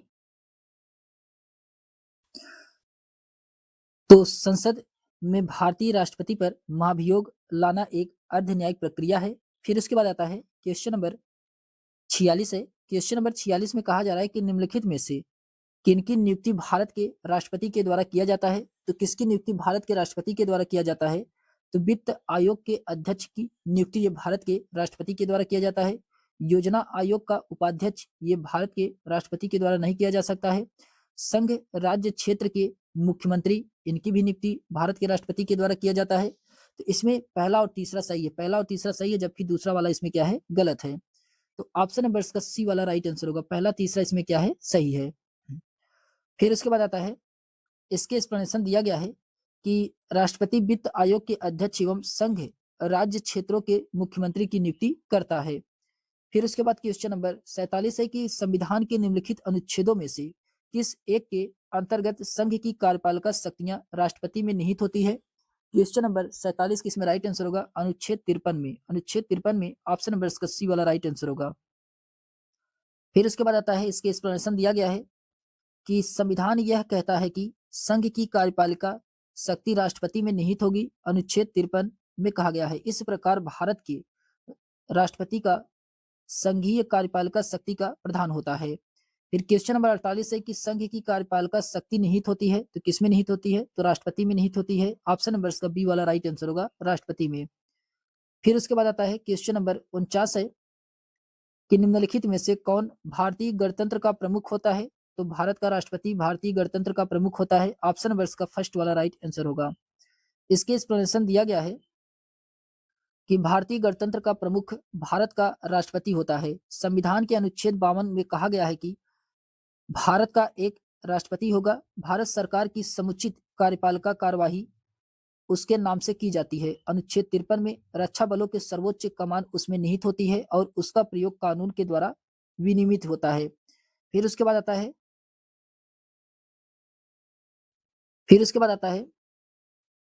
क्वेश्चन नंबर 50 है। क्वेश्चन नंबर 50 है, क्वेश्चन नंबर 50 में कहा जा रहा है कि लोकसभा भंग हो तो आकस्मिक निधि से धन निकाली जाएगी। तो आकस्मिक निधि से धन निकाली जाएगी, तो ये राष्ट्रपति के आदेश के द्वारा ऑप्शन नंबर इसका बी वाला राइट आंसर होगा। फिर उसके बाद आता है, इसके एक्सप्लेनेशन दिया गया है कि लोकसभा भंग हो तो आकस्मिक निधि से धनराशि राष्ट्रपति के आदेश के द्वारा निकाली जाएगी। ये अनुच्छेद 267 के अंतर्गत भारत की आकस्मिकता निधि की स्थापना का विवरण किया गया है। फिर उसके बाद क्वेश्चन नंबर 51 है कि लोकसभा और राज्यसभा की संयुक्त बैठक किसके द्वारा आहूत की जाती है? तो ये राष्ट्रपति के द्वारा किया जाता है, राष्ट्रपति के द्वारा। ऑप्शन नंबर इसका फर्स्ट वाला राइट आंसर होगा, राष्ट्रपति। फिर उसके बाद आता है, किसी विधेयक पर गतिरोध की स्थिति में संविधान द्वारा संयुक्त बैठक की व्यवस्था की गई है। संविधान के अनुच्छेद 108 के तहत लोकसभा एवं राज्यसभा की संयुक्त बैठक राष्ट्रपति के द्वारा आहूत की जाती है तथा अनुच्छेद 118 4 के तहत उसकी अध्यक्षता लोकसभा के अध्यक्ष के द्वारा किया जाता है। फिर उसके बाद आता है, क्वेश्चन नंबर 52 है कि लोकसभा और राज्यसभा की संयुक्त बैठक का आहूत किया जाता है, तो ये राष्ट्रपति के द्वारा। ऑप्शन नंबर इसका फर्स्ट वाला राइट आंसर होगा। फिर उसके बाद आता है, क्वेश्चन नंबर 53 है कि भारतीय संविधान के किस अनुच्छेद के अंतर्गत राष्ट्रपति को अधिकार है कि वह किसी बिल पर अपनी अनुमति रोक ले? तो ये अनुच्छेद 111 में ऑप्शन नंबर इसका डी वाला राइट आंसर होगा। इसके एक्सप्लेनेशन दिया गया है कि संविधान के अनुच्छेद 111 के अनुसार जब कोई विधेयक संसद के दोनों सदनों के द्वारा पारित कर दिया गया है तब वह राष्ट्रपति के समक्ष प्रस्तुत किया जाएगा और राष्ट्रपति घोषित करेगा, तब वह विधेयक पर अनुमति देता है या अनुमति रोक लेता है। परंतु राष्ट्रपति की अनुमति के समक्ष विधेयक प्रस्तुत किए जाने के पश्चात यथाशीघ्र ही उस विधेयक को, यदि वह धन विधेयक नहीं है, तो दोनों सदनों के इस संदेश को साथ लौटा सकेगा संदेश के साथ लौटा सकेगा कि वह विधेयक पर या उसके किसी विनिर्दिष्ट उपबंधों पर पुनर्विचार करे और विशिष्टतः किन्हीं ऐसे संशोधनों के पुनः स्थापन की वांछनीयता पर विचार करे जिसकी उसने अपने संदेह में सिफारिश की है। फिर उसके बाद आता है क्वेश्चन नंबर 54 है। क्वेश्चन नंबर 54 में कहा जा रहा है कि विधि के प्रश्न पर भारतीय सर्वोच्च न्यायालय ने परामर्श लेने का अधिकार किसको है? तो विधि के प्रश्न पर भारतीय सर्वोच्च न्यायालय से परामर्श लेने का अधिकार ये राष्ट्रपति को होता है। राष्ट्रपति को होता है। ऑप्शन नंबर इसका बी वाला राइट आंसर होगा, राष्ट्रपति। फिर उसके बाद आता है, इसके एक्सप्लेनेशन दिया गया है। अनुच्छेद 143 के तहत यदि किसी समय राष्ट्रपति को प्रतीत होता है कि विधि या तथ्य का कोई ऐसा प्रश्न उत्पन्न हुआ हो तो उत्पन्न होने की संभावना है जो ऐसी प्रकृति का और ऐसे व्यापक महत्व का है, तो किसी ऐसे व्यापक महत्व का है तो कि उच्चतम न्यायालय की राय प्राप्त करना समीचीन है, तो वह उस प्रश्न को विचार करने के लिए उस उच्चतम न्यायालय को निर्देशित कर सकता है। वह न्यायालय की ऐसी सुनवाई के पश्चात वह ठीक समझता है तो राष्ट्रपति को उसके अपनी राय या प्रतिवेदित कर सकेगा। सर्वोच्च न्यायालय द्वारा दिया गया परामर्श भारत के राष्ट्रपति पर बाध्यकारी नहीं होता है। फिर उसके बाद आता है क्वेश्चन नंबर 95 है कि सर्वोच्च न्यायालय द्वारा दिया गया परामर्श भारत के राष्ट्रपति पर, तो सर्वोच्च न्यायालय द्वारा दिया गया परामर्श भारत के राष्ट्रपति पर बाध्यकारी नहीं होता है। ऑप्शन नंबर इसका बी वाला राइट आंसर होगा, बाध्यकारी नहीं होता है। फिर उसके बाद क्वेश्चन नंबर 56 है कि निम्नलिखित में से किसी भौगोलिक क्षेत्र को अनुसूचित क्षेत्र घोषित करने का संवैधानिक अधिकार किसे को है? ये किसको है? क्वेश्चन नंबर 56 का इसमें राइट आंसर क्या होगा? ये किसको है? तो राष्ट्रपति को है। राष्ट्रपति को है। ऑप्शन नंबर इसका डी वाला राइट आंसर होगा, राष्ट्रपति। फिर उसके बाद इसके एक्सप्लेनेशन दिया गया है कि किसी भौगोलिक क्षेत्र के अनुसूचित क्षेत्र घोषित करने का संवैधानिक अधिकार राष्ट्रपति को प्राप्त होता है। राष्ट्रपति को संविधान के राज्यपाल के साथ परामर्श कर किसी अनुसूचित क्षेत्र के क्षेत्रफल को बढ़ाने या घटाने, सीमाओं को बदलने, नामों को बदलने का अधिकार प्राप्त होता है। फिर उसके बाद आता है क्वेश्चन नंबर 57 है कि यह निश्चित करने का अधिकार है कि किसी जाति अनुसूचित मानी जाएगी, निम्नलिखित किसको प्राप्त होता है? यह राष्ट्रपति के पास होता है। ऑप्शन नंबर इसका डी वाला राइट आंसर होगा, राष्ट्रपति को। यह निश्चित करने का अधिकार है कि किसी जाति अनुसूचित मानी जाएगी, ये राष्ट्रपति को प्राप्त होता है। फिर उसके बाद आता है क्वेश्चन नंबर 58 है कि भारत के राष्ट्रपति की शक्तियों के बारे में निम्नलिखित में से कौन सा कथन सही नहीं है? तो आपको बताना है कि भारत के राष्ट्रपति की शक्ति के बारे में कौन सा कथन इसमें सही नहीं है। तो इसमें दिया गया है कि राष्ट्रपति को सर्वोच्च न्यायालय के परामर्श को स्वीकार करना चाहिए, ये जो कि क्या है, गलत है। ऑप्शन नंबर इसका पहला वाला ही राइट आंसर होगा, ये इसमें सही नहीं है। फिर उसके बाद आता है, इसके एक्सप्लेनेशन दिया गया है कि राष्ट्रपति किसी सार्वजनिक महत्व के प्रश्न पर उच्चतम न्यायालय से अनुच्छेद 143 के अधीन परामर्श ले सकता है, लेकिन वह परामर्श मानने के लिए बाध्य नहीं होता है। फिर क्वेश्चन नंबर 59 है कि भारतीय संविधान का कौन सा अनुच्छेद राष्ट्रपति को उच्चतम न्यायालय से परामर्श करने की शक्ति प्रदान करता है? क्वेश्चन नंबर 59 का इसमें राइट आंसर होगा अनुच्छेद 143 में। ऑप्शन नंबर इसका सी वाला राइट आंसर होगा अनुच्छेद 143 में। फिर उसके बाद आता है क्वेश्चन नंबर 60 है कि संविधान के अंतर्गत उच्चतम न्यायालय से विधि के प्रश्न पर राय लेने का अधिकार किसको है? तो ये किसके पास होता है? क्वेश्चन नंबर 60 का इसमें राइट आंसर होगा राष्ट्रपति को। राष्ट्रपति को, ऑप्शन नंबर इसका फर्स्ट वाला राइट आंसर होगा, राष्ट्रपति को। फिर उसके बाद आता है क्वेश्चन नंबर 61 है कि निम्नलिखित में से किसकी नियुक्ति भारत के राष्ट्रपति करते हैं? तो किसकी नियुक्ति भारत के राष्ट्रपति के द्वारा किया जाता है? तो भारत के महान न्यायवादी की नियुक्ति किया जाता है, नियंत्रक एवं महालेखक परीक्षक की नियुक्ति किया जाता है, राज्यपाल की नियुक्ति किया जाता है। तो ऑप्शन नंबर इसका डी वाला राइट आंसर होगा उपरोक्त में से सभी को। फिर उसके बाद आता है, इसके एक्सप्लेनेशन दिया गया है कि भारत के राष्ट्रपति पर महान न्यायवादी जो कि अनुच्छेद 76, नियंत्रक महालेखक परीक्षक अनुच्छेद 148, राज्यपाल अनुच्छेद 155 की नियुक्ति की जाती है। महान न्यायवादी भारत का प्रथम विधि अधिकारी होता है। वह संसद की कार्यवाही में भाग लेता है पर उसे मत देने का अधिकार प्राप्त नहीं होता है। फिर उसके बाद आता है क्वेश्चन नंबर 62 है, कथन ए और कारण आर दिया गया है। आपको इसमें पढ़ करके नीचे सही उत्तर का चयन करना है, कौन सा इसमें सही है। इसमें कहा जा रहा है कि संघीय कार्यपालिका का मुखिया भारत का राष्ट्रपति होता है। संघीय कार्यपालिका का मुखिया भारत का राष्ट्रपति होता है, जो कि सही है। राष्ट्रपति की शक्तियों की कोई सीमा नहीं है, तो राष्ट्रपति की शक्तियों की कोई सीमा नहीं है, ये जो कि क्या है, गलत है। ये क्या है, गलत है। राष्ट्रपति की शक्तियों की सीमा होती है। तो इसमें ए सही है, लेकिन आर क्या है यानी कि कारण क्या है, गलत है। तो इसका राइट आंसर क्या होगा? ए सही है परंतु आर गलत है, तो ऑप्शन नंबर का सी वाला राइट आंसर होगा। फिर उसके बाद आता है, इसके एक्सप्लेनेशन दिया गया है कि संघीय कार्यपालिका का मुखिया भारत का राष्ट्रपति होता है, परंतु राष्ट्रपति की शक्तियों का भी सीमाएं होती है। राष्ट्रपति की शक्तियां संवैधानिक व्यवस्था व विधि द्वारा विनियमित होता है। फिर उसके बाद आता है क्वेश्चन नंबर 63 है। इसमें कथन ए और कारण आर दिया गया है। आपको पढ़ करके इसमें सही उत्तर का चयन करना है, कौन सा सही है।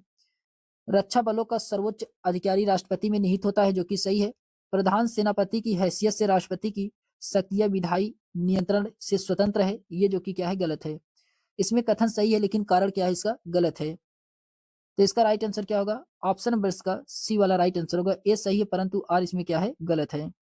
फिर उसके बाद आता है, इसके एक्सप्लेनेशन दिया गया है कि रक्षा बलों का सर्वोच्च समादेश राष्ट्रपति में निहित होता है, किंतु संविधान यह उपबंध करता है कि उसका प्रयोग विधि द्वारा विनियमित होगा।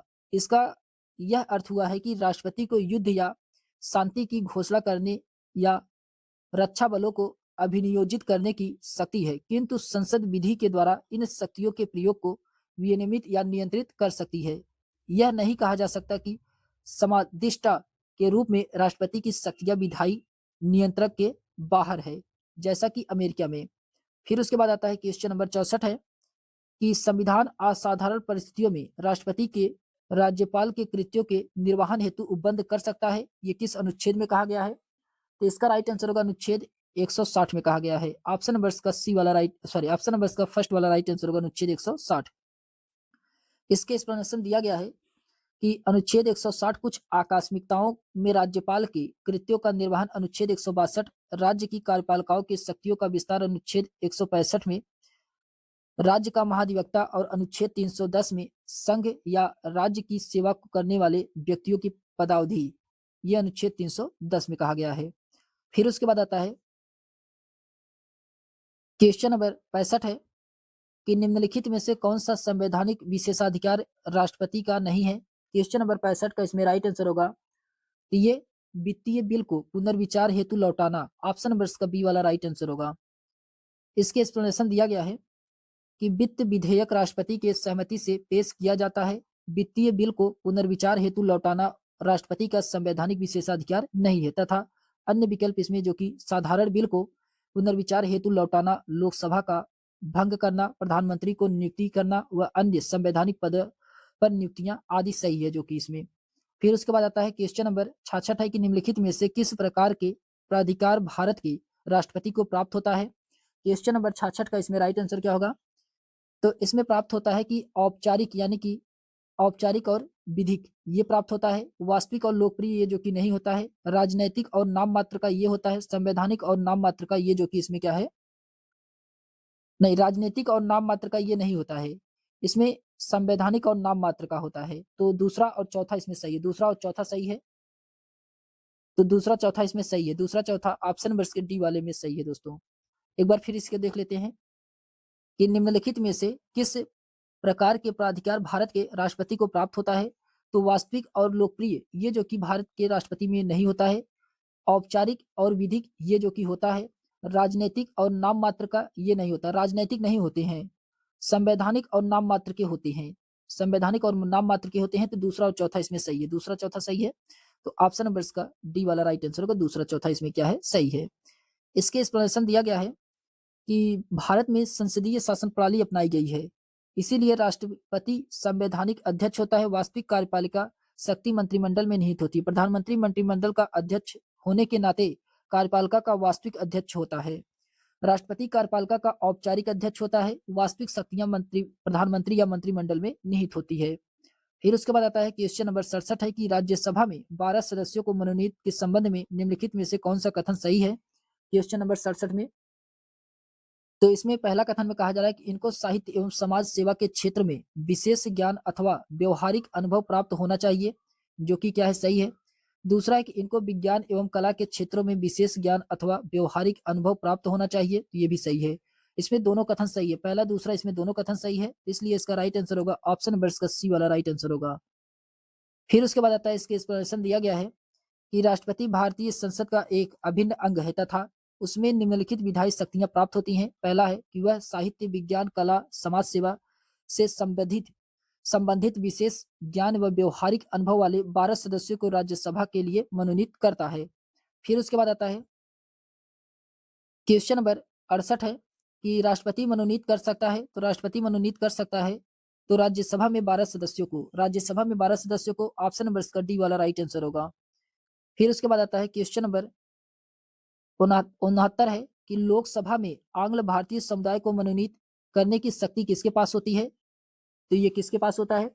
ये होता है भारत के राष्ट्रपति के पास। भारत के राष्ट्रपति के पास ऑप्शन नंबर इसका बी वाला राइट आंसर होगा, जो कि वर्तमान में अब आंग्ल भारतीय को हटा दिया गया है। 2 आंग्ल भारतीय को मनोनीत किया जाता था लोकसभा में, लेकिन अब इसको समाप्त कर दिया गया है।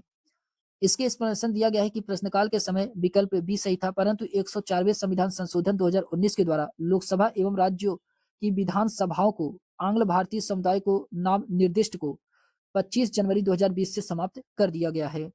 फिर उसके बाद आता है क्वेश्चन नंबर 70 है कि भारत के राष्ट्रपति के संदर्भ में निम्नलिखित में से कौन से कथन सही है? आपको बताना है इसमें से कौन सा कथन सही है। तो पहला है कि राष्ट्रपति अपने पद की अवधि समाप्त हो जाने पर भी तब तक बना रहता है जब तक उसका उत्तराधिकारी अपने पद ग्रहण नहीं कर लेता है, जो कि सही है। दूसरा है कि राष्ट्रपति संसद का संयुक्त अधिवेशन बुलाता है, तो ये भी सही है। दोनों इसमें कथन क्या है? सही है, दोनों कथन सही है। तो ऑप्शन नंबर इसका फर्स्ट वाला राइट आंसर होगा, दोनों कथन इसमें क्या है? सही है। फिर उसके बाद इसके एक्सप्लेनेशन दिया गया है कि जब तक राष्ट्रपति पद का उत्तराधिकारी पद ग्रहण न कर लेता तो तत्कालीन राष्ट्रपति अपने 5 वर्ष के कार्यकाल के उपरांत भी पद पर बना रह सकता है। वह इस पद पर पुनः निर्वाचित हो सकता है। वह कितनी भी बार पुनः निर्वाचित हो सकता है? अनुच्छेद 108 के अंतर्गत राष्ट्रपति संसद का संयुक्त अधिवेशन बुलाता है। फिर उसके बाद आता है क्वेश्चन नंबर 71 है कि भारत के राष्ट्रपति के निषेधाधिकार की शक्ति का स्वरूप है, तो स्वरूप क्या है? क्वेश्चन नंबर 71 का इसमें राइट आंसर होता है कि संपूर्ण निषेधाधिकार होता है, निलंबनकारी निषेधाधिकार होता है, पॉकेट निषेधाधिकार होता है। ऑप्शन नंबर इसका डी वाला राइट आंसर होगा, उपरोक्त में से सभी होता है। इसके एक्सप्लेनेशन दिया गया है कि संसद द्वारा पारित कोई विधेयक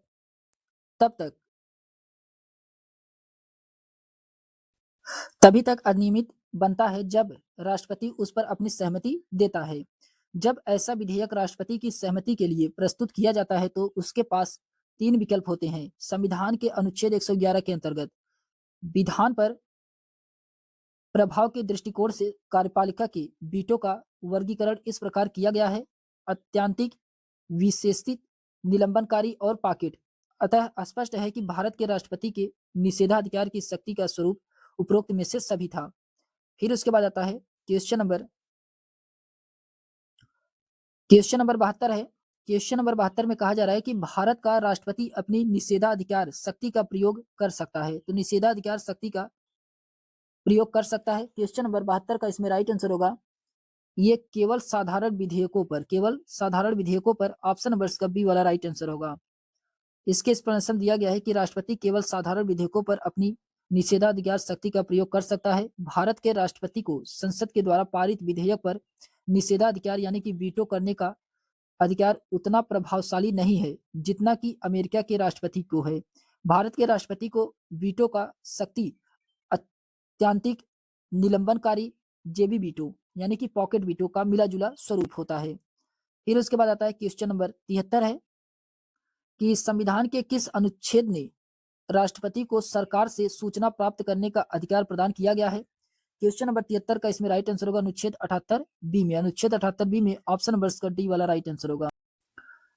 इसके एक्सप्लेनेशन दिया गया है कि संविधान के अनुच्छेद 78 के अनुसार प्रधानमंत्री का यह कर्तव्य होगा कि वह पहले में कि संघ के कार्यकलाप के प्रशासन संबंधित और विधान विषयक प्रस्तावनाओं संबंधित मंत्रिपरिषद के सभी विनिश्चय राष्ट्रपति को सूचित करे। ख में कहा जा रहा है कि संघ के कार्यकलाप के प्रशासन संबंधित और विधान विषयक प्रस्तावनाओं संबंधी जो जानकारी राष्ट्रपति मांगे वह दे। और ग में कहा जा रहा है कि किसी विषय को जिस पर किसी मंत्री ने विनिश्चय कर दिया है किंतु मंत्रिपरिषद ने विचार नहीं किया है, राष्ट्रपति द्वारा अपेक्षा किए जाने पर परिषद के समक्ष विचार के लिए रखे। फिर उसके बाद आता है क्वेश्चन नंबर 74 है कि लोकसभा का विघटन कौन करता है? लोकसभा का विघटन कौन करता है? तो राष्ट्रपति के द्वारा लोकसभा का विघटन किया जाता है। ऑप्शन नंबर सी वाला राइट आंसर होगा। इसके एक्सप्लेनेशन दिया गया है कि संविधान के अनुच्छेद 85 के खंड सेकंड ख के तहत राष्ट्रपति समय समय पर लोकसभा का विघटन कर सकेगा।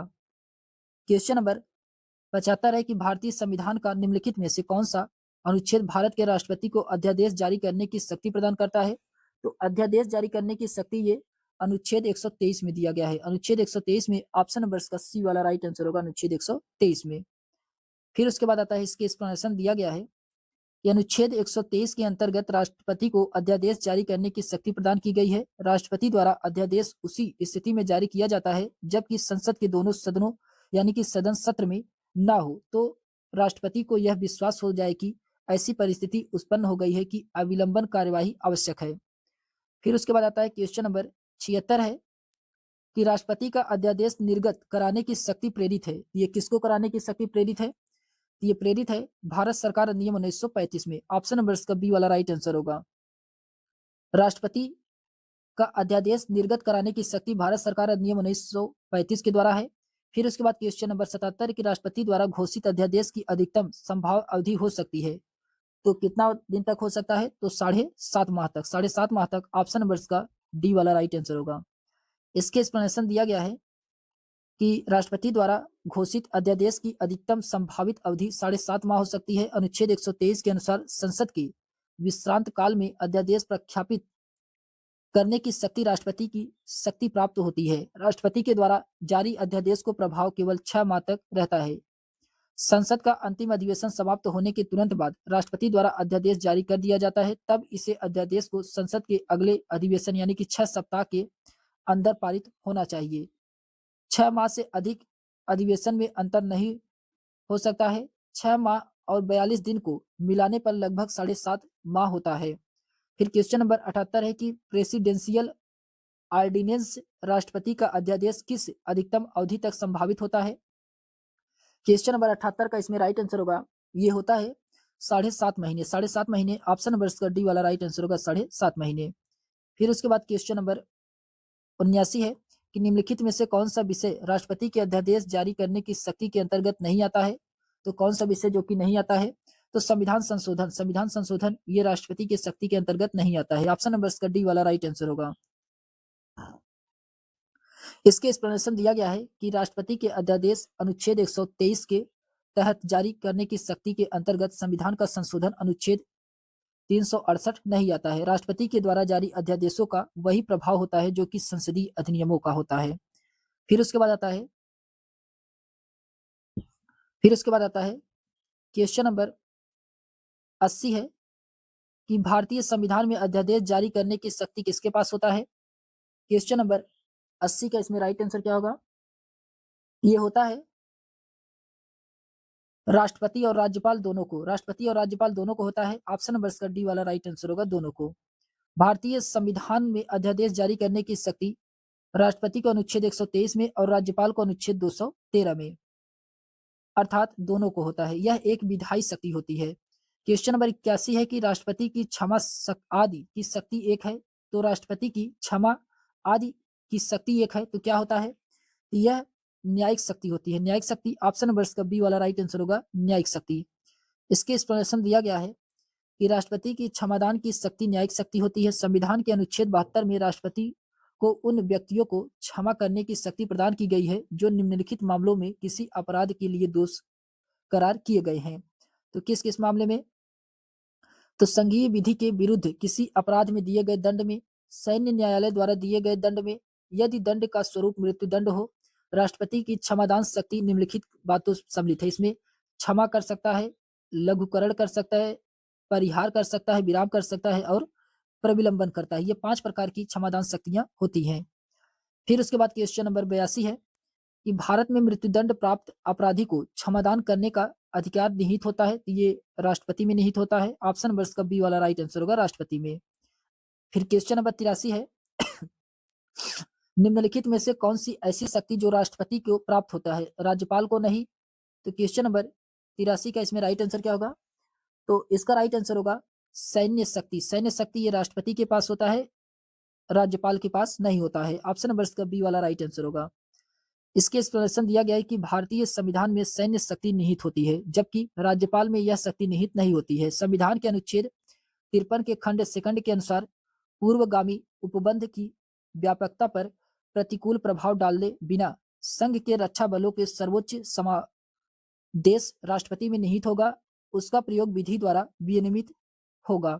फिर उसके बाद क्वेश्चन नंबर 84 है कि बिल्कुल प्रारंभ से भारत के राष्ट्रपति पद पर आसीन व्यक्तियों का निम्नलिखित में से कौन सा क्रम सही है। क्वेश्चन नंबर 84 में तो इसमें सबसे पहले डॉक्टर राजेंद्र प्रसाद, फिर उसके बाद एस राधाकृष्णन, फिर जाकिर हुसैन, फिर उसके बाद बीबी गिरी। ऑप्शन नंबर का डी वाला राइट आंसर होगा।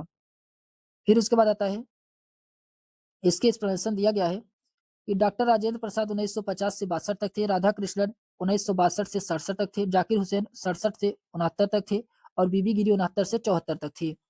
फिर उसके बाद आता है क्वेश्चन नंबर 85 है कि किसने कहा कि राष्ट्रपति का आपातकालीन अधिकार संविधान के साथ धोखा है। ये किसके द्वारा कहा गया है, तो के एम नाम्बियार के द्वारा, के एम नाम्बियार के द्वारा। ऑप्शन नंबर का सी वाला राइट आंसर होगा। फिर उसके बाद आता है, इसके एक्सप्लेनेशन दिया गया है, के एम नाम्बियार ने संविधान में उल्लिखित राज्यों में राष्ट्रपति शासन संबंधी प्रावधान का विरोध करते हुए कहा है कि राष्ट्रपति का आपातकालीन अधिकार संविधान के साथ धोखा है। फिर उसके बाद आता है क्वेश्चन नंबर 86 है कि भारत के राष्ट्रपति से संबंधित निम्नलिखित कथनों में से कौन सा कथन सही नहीं है। आपको बताना इसमें से कौन सा कथन सही नहीं है। तो वह संसद के दोनों सदनों की चर्चा में भाग लेता है, ये जो कि क्या है, गलत है। ऑप्शन नंबर का बी वाला यही इसका राइट आंसर होगा, यही इसमें सही नहीं है। इसके एक्सप्लेनेशन दिया गया है, भारत का राष्ट्रपति अनुच्छेद 123 के तहत विशेष परिस्थितियों में अध्यादेश जारी कर सकता है, किंतु वह दोनों सदनों की चर्चा में भाग नहीं लेता है, बल्कि वह प्रत्येक सदनों को दोनों सदनों की संयुक्त बैठक को संबोधित करता है प्रत्येक वर्ष। संविधान के अनुच्छेद 79 के अंतर्गत राष्ट्रपति संसद का एक संगठक भाग होता है। फिर उसके बाद आता है क्वेश्चन नंबर 87 है कि वह राष्ट्र का प्रतिनिधित्व करता है परंतु राष्ट्र के नेतृत्व नहीं करता है, यह उपयुक्त में से किस पर लागू होता है, तो ये राष्ट्रपति पर लागू होता है। ऑप्शन नंबर का बी वाला राइट आंसर होगा, राष्ट्रपति। इसके एक्सप्लेनेशन दिया गया है कि भारत में संसदीय शासन व्यवस्था को अपनाया गया है, इस व्यवस्था में राष्ट्राध्यक्ष नाम मात्र का शासन प्रधान होता है, इसीलिए भारतीय परिप्रेक्ष्य में कहा जाता है कि राष्ट्रपति राष्ट्र का प्रतिनिधित्व करता है परंतु राष्ट्र का नेतृत्व नहीं करता है। फिर क्वेश्चन नंबर 88 है कि निम्नलिखित में से भारत के किस मुख्य न्यायाधीश ने राष्ट्रपति के रूप में कभी काम किया है, तो किसने किया है, तो justice M Hidayatullah, justice M Hidayatullah. Option number का फर्स्ट वाला राइट आंसर होगा। फिर उसके बाद आता है, इसके एक्सप्लेनेशन दिया गया है कि भारत के उच्चतम न्यायालय के मुख्य न्यायाधीश जस्टिस एम हिदायतुल्लाह एक बार कार्यवाहक राष्ट्रपति के रूप में कार्य किया है। कार्यकारी राष्ट्रपति बीबी गिरी के द्वारा राष्ट्रपति का चुनाव लड़ने हेतु त्यागपत्र देने के बाद 20 जुलाई 1969 को 14 अगस्त 1969 तक न्यायमूर्ति हिदायतुल्लाह ने राष्ट्रपति के कर्तव्यों का निर्वहन किया था। Justice PN. भगवती ने भारत में जनहितवाद यानी कि पीआईएल की शुरुआत की थी। पीआईएल की शुरुआत किसके द्वारा किया गया था, तो भगवती के द्वारा किया गया था, पी.एन. भगवती। फिर उसके बाद आता है क्वेश्चन नंबर 89 है कि निम्नलिखित कथनों पर विचार कीजिए। क्वेश्चन नंबर 89 में इसमें कहा जा रहा है कि भारत का राष्ट्रपति ब्रिटिश राजा से भिन्न है, तो भारत का राष्ट्रपति ब्रिटिश राजा से भिन्न है, जो कि सही है। यहाँ पर राष्ट्रपति का निर्वाचन होता है, लेकिन ब्रिटिश के जो राजा होते हैं वे वंशानुगत होते हैं। कारण आर में कहा जा रहा है कि भारत के राष्ट्रपति का पद अमेरिका के राष्ट्रपति से मिलता है, जो कि ये क्या है, गलत है। तो इसमें कथन सही है लेकिन कारण गलत है इसका, तो इसका राइट आंसर होगा ऑप्शन नंबर इसका फर्स्ट वाला राइट आंसर होगा, ए सही है परंतु आर इसमें क्या है, गलत है। इसके एक्सप्लेनेशन दिया गया है कि भारतीय संविधान ने संसदीय सरकार की स्थापना की है। अमेरिका में सरकार का स्वरूप अध्यक्षात्मक है। संसदीय सरकार में राष्ट्रपति संवैधानिक अध्यक्ष होता है तथा वास्तविक शक्ति मंत्रिपरिषद में निहित होती है, जिसका प्रधानमंत्री होता है। भारत का राष्ट्रपति ब्रिटिश राजा से भिन्न है क्योंकि भारत के राष्ट्रपति का चुनाव अप्रत्यक्ष रीति से होता है, जबकि ब्रिटिश का राजा जो होता है वंशगत होता है। फिर उसके बाद क्वेश्चन नंबर 90 है कि निम्नलिखित में से कौन राष्ट्रपति होने के पूर्व भारत के उपराष्ट्रपति पद पर आसीन नहीं रहा। क्वेश्चन नंबर 90 का इसमें राइट आंसर होगा नीलम संजीव रेड्डी। नीलम संजीव रेड्डी ऑप्शन नंबर का सी वाला राइट आंसर होगा। नीलम संजीव रेड्डी ये के अलावा अन्य सभी भारत के राष्ट्रपति बनने के पूर्व भारत के उपराष्ट्रपति पद पर रह चुके थे। क्वेश्चन नंबर 91 है कि भारत के किस राष्ट्रपति ने लगातार 2 कार्यकाल पूर्ण किया था, तो किसने, तो डॉक्टर राजेंद्र प्रसाद ने। ऑप्शन नंबर का बी वाला राइट आंसर होगा, डॉक्टर राजेंद्र प्रसाद। फिर उसके बाद आता है भारत के प्रथम राष्ट्रपति डॉक्टर राजेंद्र प्रसाद लगातार 2 कार्यकालों में भारत के राष्ट्रपति रहे। उनका प्रथम कार्यकाल 1952 से 1957 तक, दूसरा कार्यकाल 57 से 62 तक था। क्वेश्चन नंबर 92 है कि स्वतंत्र भारत के प्रथम राष्ट्रपति कौन थे? तो ये बिहार से थे। कहाँ से थे? तो बिहार से थे। कौन थे? डॉक्टर राजेंद्र प्रसाद। फिर उसके बाद आता है, इसके एक्सप्लेनेशन दिया गया स्वतंत्र भारत के प्रथम राष्ट्रपति डॉक्टर राजेंद्र प्रसाद, ये बिहार से थे। क्वेश्चन नंबर 93 है कि भारत का राष्ट्रपति चुने जाने वाले प्रथम गैर कांग्रेसी उम्मीदवार कौन थे? क्वेश्चन नंबर 93 का इसमें राइट आंसर होगा बीबी गिरी। बीबी गिरी थे। ऑप्शन नंबर इसका फर्स्ट वाला राइट आंसर होगा बीबी गिरी। इसके एक्सप्लेनेशन दिया गया है कि बीबी गिरी 14 अगस्त 1969 से 24 अगस्त 1974 तक राष्ट्रपति रहे। प्रथम गैर कांग्रेसी उम्मीदवार थे। इन्हें द्वितीय वरीयता के मतों को जोड़ने के बाद भारत के राष्ट्रपति निर्वाचित किए गए थे। फिर उसके बाद आता है क्वेश्चन नंबर 94 है कि निम्नलिखित में से कौन द्वितीय वरीयता के मतों के जोड़ने के बाद ही भारत के राष्ट्रपति निर्वाचित हुए थे? ये बीबी गिरी थे। ऑप्शन नंबर इसका बी वाला राइट आंसर होगा बीबी गिरी। फिर उसके बाद क्वेश्चन नंबर 95 है कि भारत का राष्ट्रपति किसकी नियुक्ति नहीं करता है? ये उपराष्ट्रपति की नियुक्ति भारत के राष्ट्रपति के द्वारा नहीं किया जा सकता है। ऑप्शन नंबर इसका फर्स्ट वाला राइट आंसर होगा। इसके एक्सप्लेनेशन दिया गया है कि भारत का राष्ट्रपति उपराष्ट्रपति की नियुक्ति नहीं करता है। राष्ट्रपति के समान ही उपराष्ट्रपति का निर्वाचन अप्रत्यक्ष होता है और आनुपातिक पद्धति के द्वारा एकल संक्रमणीय मत के द्वारा होता है, किंतु उसके निर्वाचन में राज्य विधानमंडल भाग नहीं लेते हैं। उपराष्ट्रपति लोकसभा और राज्यसभा के सदस्यों के द्वारा चुने जाते हैं। ये अनुच्छेद 61 फर्स्ट में कहा गया है। क्वेश्चन नंबर 96 है कि सूची फर्स्ट को सूची सेकंड से सुमेलित कराना है। क्वेश्चन नंबर 96, इसमें राष्ट्रपति और अवधि दिया गया है। तो इसमें दिया गया है सबसे पहले फखरुद्दीन अली अहमद। फखरुद्दीन अली अहमद ये जो कि 1974 से 77 तक थे, दूसरा सही है। एन संजीव रेड्डी, एन संजीव रेड्डी ये जो कि 77 से 82 तक थे, तीसरा सही है। जाकिर हुसैन, जाकिर हुसैन ये जो कि 67 से 69 तक थे, तीसरा सही, चौथा सही है। बीबी गिरी 69 से 74 तक थे, ये पहला सही है। इसका ए का इसमें दूसरा सही है, बी का तीसरा, सी का चौथा और डी का इसमें पहला वाला सही है। तो डी का पहला वाला सही है। ऑप्शन नंबर इसका सी वाला राइट आंसर होगा। ऑप्शन नंबर इसका सी वाला राइट आंसर होगा। फिर उसके बाद आता है, फिर उसके बाद आता है, इसके एक्सप्लेनेशन दिया गया है कि फखरुद्दीन अली अहमद 1974 से 77 तक और एन संजीव रेड्डी 77 से 82 तक, जाकिर हुसैन 67 से 69 तक और बीबी गिरी 69 से 74 तक थे।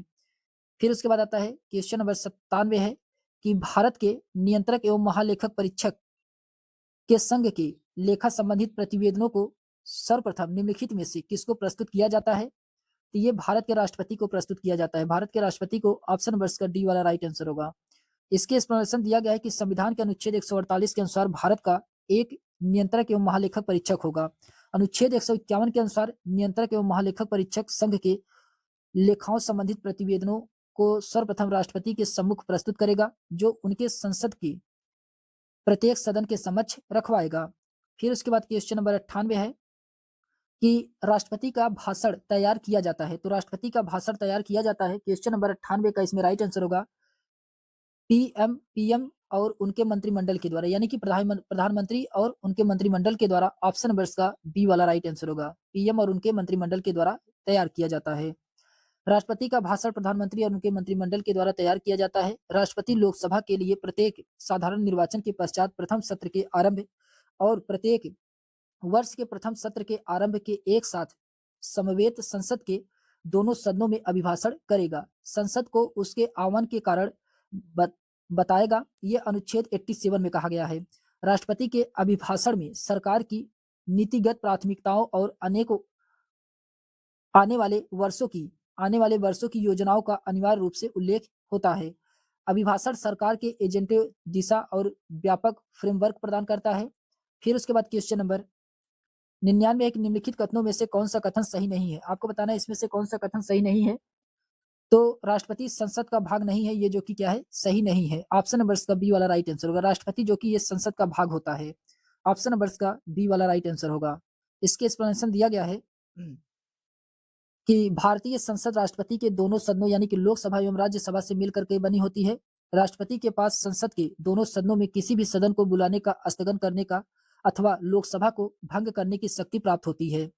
राष्ट्रपति संसद के दोनों सदनों को अपना संदेश भेज सकता है। फिर उसके बाद आता है क्वेश्चन नंबर 100 है कि निम्नलिखित में से कौन सा सही सुमेलित नहीं है। क्वेश्चन नंबर 100 में इसमें बताना है कौन सा सही सुमेलित नहीं है। तो अनुच्छेद 60 में राष्ट्रपति पर महाभियोग चलाने की प्रक्रिया, तो अनुच्छेद 60 में क्या है, तो राष्ट्रपति द्वारा शपथ या प्रतिज्ञान है, जो कि ये क्या है, सही सुमेलित नहीं है। ऑप्शन नंबर इसका सी वाला राइट आंसर होगा।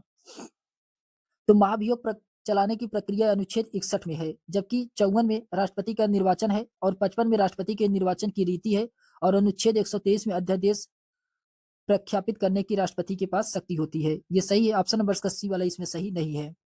इसके एक्सप्लेनेशन दिया गया है कि अनुच्छेद 54 में राष्ट्रपति का निर्वाचन, 55 में निर्वाचन के रीतियां हैं राष्ट्रपति के, 60 में राष्ट्रपति द्वारा शपथ या प्रतिज्ञान का उल्लेख किया गया है, 123 में अध्यादेश जारी करने की शक्ति है और 61 में महाभियोग की शक्ति है राष्ट्रपति पर।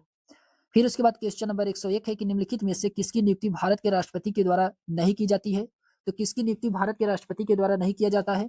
क्वेश्चन नंबर 101 का इसमें राइट आंसर होगा ये लोकसभा के अध्यक्ष को, ऑप्शन नंबर इसका सी वाला राइट आंसर होगा, लोकसभा के अध्यक्ष को। फिर उसके बाद आता है, इसके एक्सप्लेनेशन दिया गया है कि लोकसभा अध्यक्ष की नियुक्ति नहीं की जाती है। लोकसभा के सदस्यों से ही लोकसभा के अध्यक्ष का निर्वाचन होता है, जबकि शेष सभी की नियुक्ति भारत के राष्ट्रपति के द्वारा किया जाता है। फिर उसके बाद आता है क्वेश्चन नंबर 102 है कि आकस्मिकता निधि को राष्ट्रपति कैसे व्यय करता है। क्वेश्चन नंबर 102 का इसमें राइट आंसर होगा संसदीय स्वीकृति से पूर्व, ऑप्शन नंबर इसका सी वाला राइट आंसर होगा। आकस्मिकता निधि को अनुच्छेद 267 के अनुसार संसद की अनुमानित के पूर्व खर्च कर सकता है।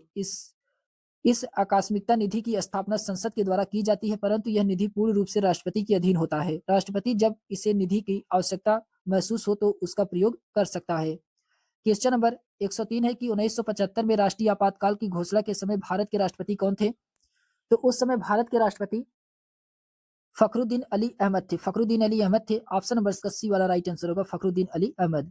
इसके एक्सप्लेनेशन दिया गया है कि भारत में वर्ष 1975 से 77 के बीच तत्कालीन प्रधानमंत्री स्वर्गीय इंदिरा गांधी का काल में राष्ट्रीय आपातकाल की घोषणा की गई थी। उस समय फखरुद्दीन अली अहमद राष्ट्रपति थे। फिर उसके बाद आता है नेक्स्ट चैप्टर है उपराष्ट्रपति। आइए देखते हैं हम लोग उपराष्ट्रपति से भी क्वेश्चन, एक ही वीडियो में हम लोग इसको कवर करते हैं। फिर उसके बाद इसमें दिया गया है कि भारत के उपराष्ट्रपति को हटाने का प्रस्ताव रखा जाता है। तो भारत के उपराष्ट्रपति को जो हटाने का प्रस्ताव रखा जाता है ये केवल राज्यसभा में रखा जाता है, राज्यसभा में केवल रखा जाता है। ऑप्शन नंबर इसका बी वाला राइट आंसर होगा। इसके एक्सप्लेनेशन दिया गया है कि भारत के उपराष्ट्रपति को हटाने का प्रस्ताव राज्यसभा में रखा जाता है। उपराष्ट्रपति को राज्यसभा के ऐसे संकल्प द्वारा अपने पद से हटाए जा सकते हैं जिसे राज्यसभा के तत्कालीन व समस्त सदस्यों के बहुमत ने पारित किया हो।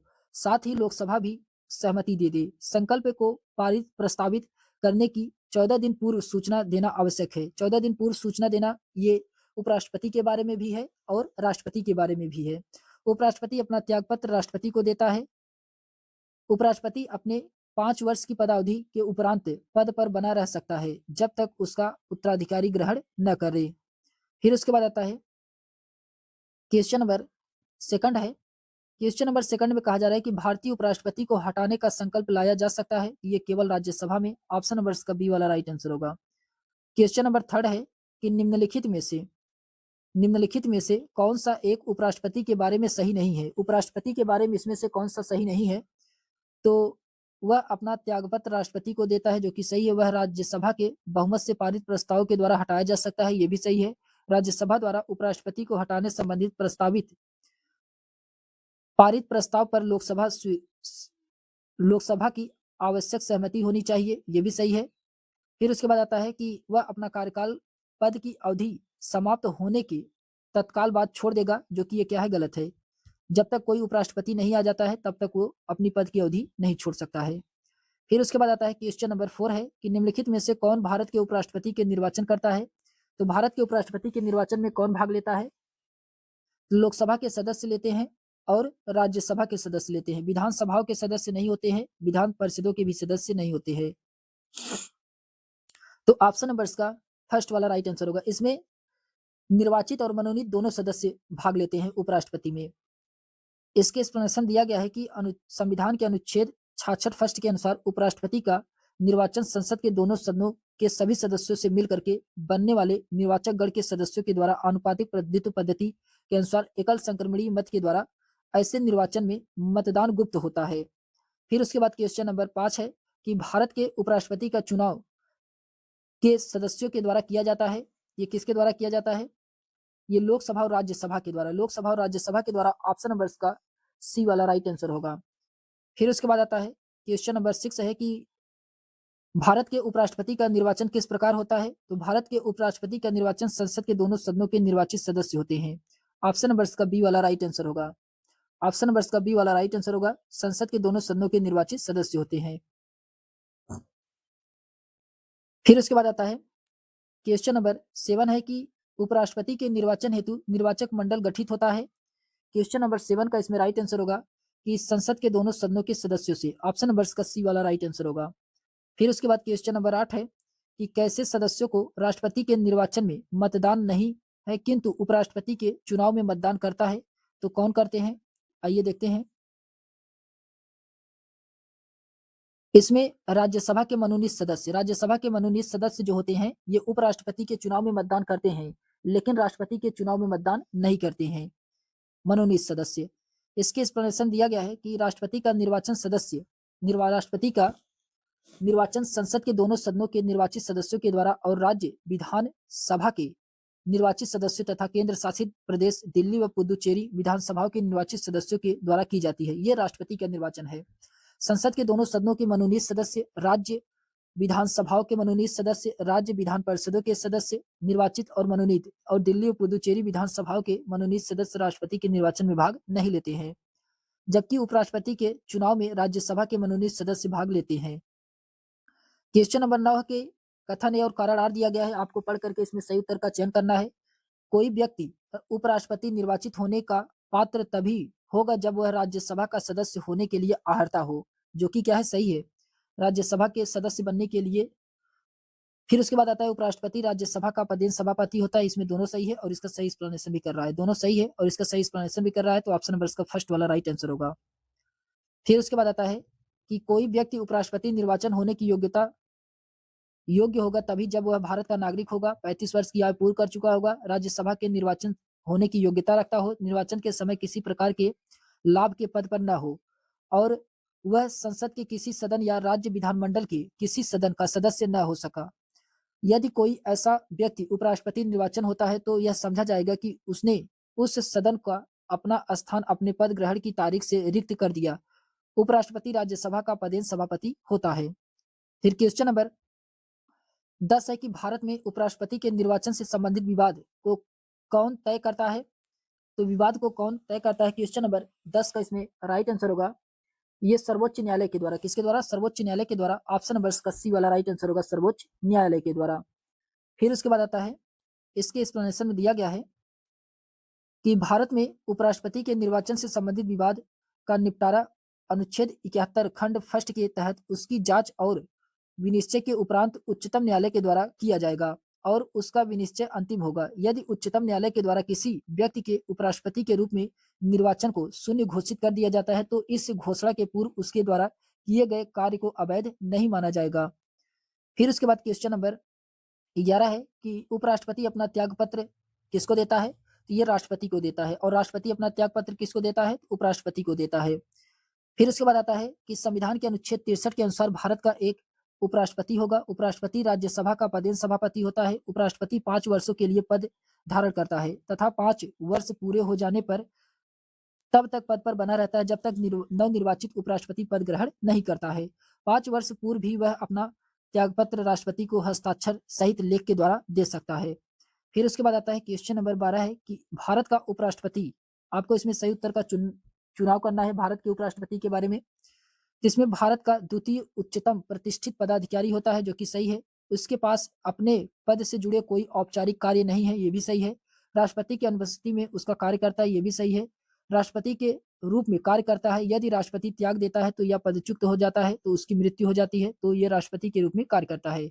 इसमें चारों ऑप्शन क्या है? सही है। तो इसका राइट आंसर होगा ऑप्शन नंबर का डी वाला राइट आंसर होगा। सभी ऑप्शन इसमें सही है। इसके एक्सप्लेनेशन दिया गया है कि भारत का उपराष्ट्रपति राष्ट्रपति के पश्चात भारत का द्वितीय उच्चतम प्रतिष्ठित पदाधिकारी होता है।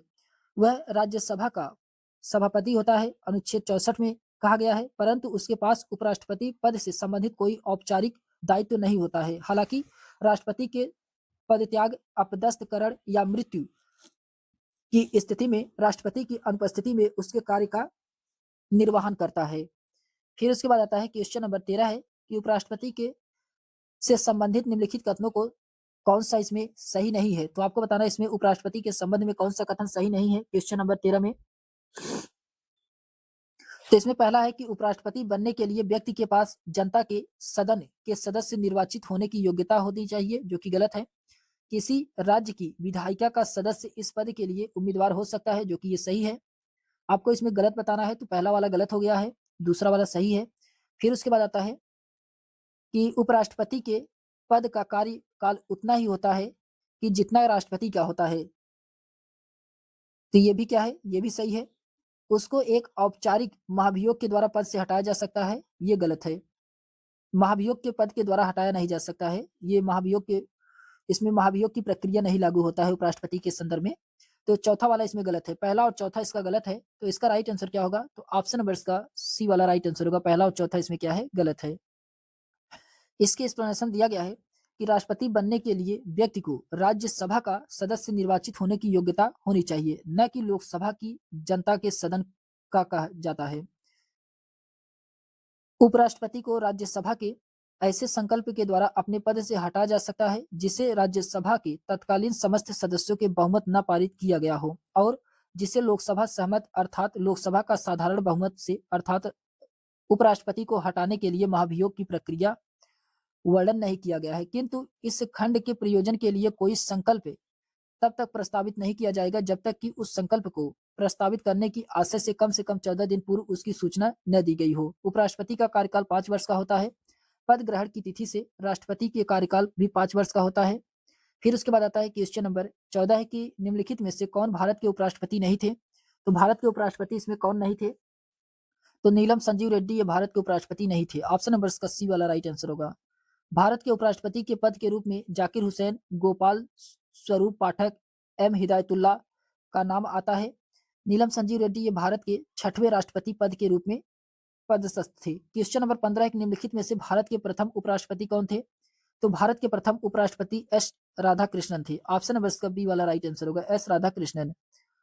फिर उसके बाद आता है कि स्वतंत्र भारत के प्रथम उपराष्ट्रपति डॉक्टर सर्वपल्ली राधाकृष्णन थे तथा इनको भारत के दूसरे राष्ट्रपति के रूप में भी जाना जाता है। क्वेश्चन नंबर 16 है कि भारत के उपराष्ट्रपति नहीं थे। तो भारत के उपराष्ट्रपति कौन नहीं थे। क्वेश्चन नंबर 16 का इसमें राइट आंसर होगा फखरुद्दीन अली अहमद। फखरुद्दीन अली अहमद ऑप्शन नंबर इसका फर्स्ट वाला राइट आंसर होगा, फखरुद्दीन अली अहमद। फखरुद्दीन अली अहमद के उपराष्ट्रपति कभी भी नहीं बने, जबकि 1974 में वे राष्ट्रपति पद पर आसीन हुए थे। फिर उसके बाद आता है नेक्स्ट चैप्टर है लोकसभा। लोकसभा को हम दोस्तों नेक्स्ट वीडियो में देखेंगे। तो आज के लिए बस इतना ही, मिलते हैं हम लोग एक नेक्स्ट वीडियो में। तब तक के लिए सभी दोस्तों को बहुत बहुत धन्यवाद।